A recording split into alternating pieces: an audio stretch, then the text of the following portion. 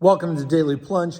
We are in the book of Proverbs, chapter 25, verses 15 through 28.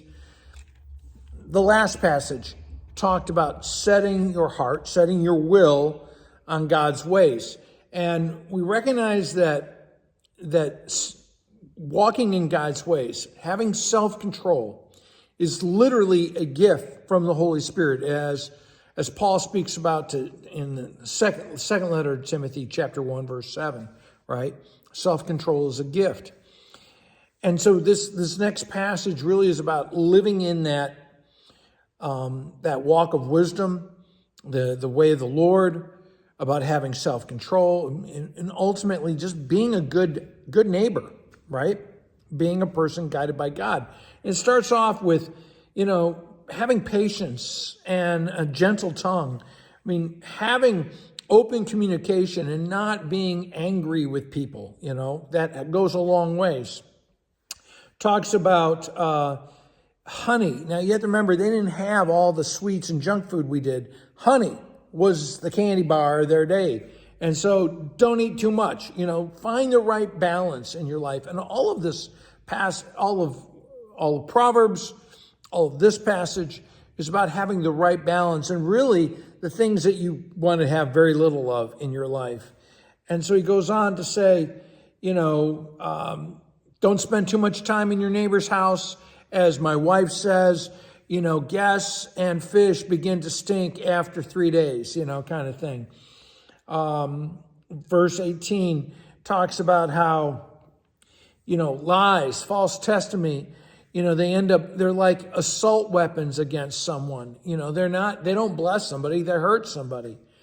That having an unfaithful friend in a time of trouble is like a tooth that you want to get rid of. You pull out, right?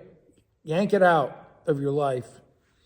Verse 20, like pouring vinegar on a wound, making someone, singing, happy songs at the wrong time.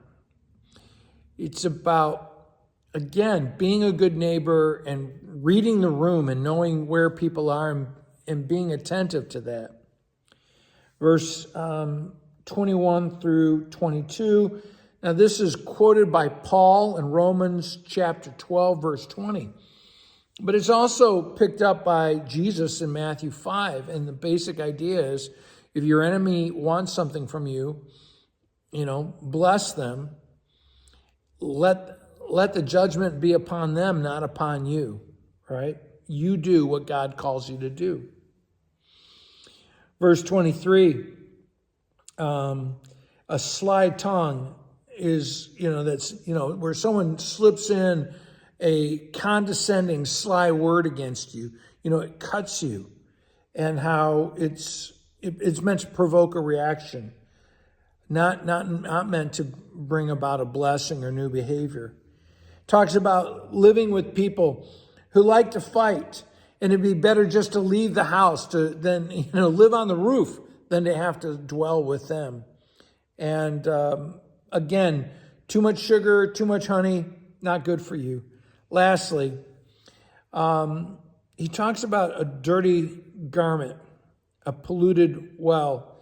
And, clean doesn't make dirty clean. If something's dirty, the only way it can become clean is if it's washed. Just rubbing up against the clean isn't going to make it clean. In fact, he speaks about how, the righteous will give way to the wicked. And I think that's really the last point here throughout this whole chapter is we are called to keep walking in God's way so that we can be in his righteousness and don't give way to the brokenness of this world. Well, thanks, friends. Have a blessed day.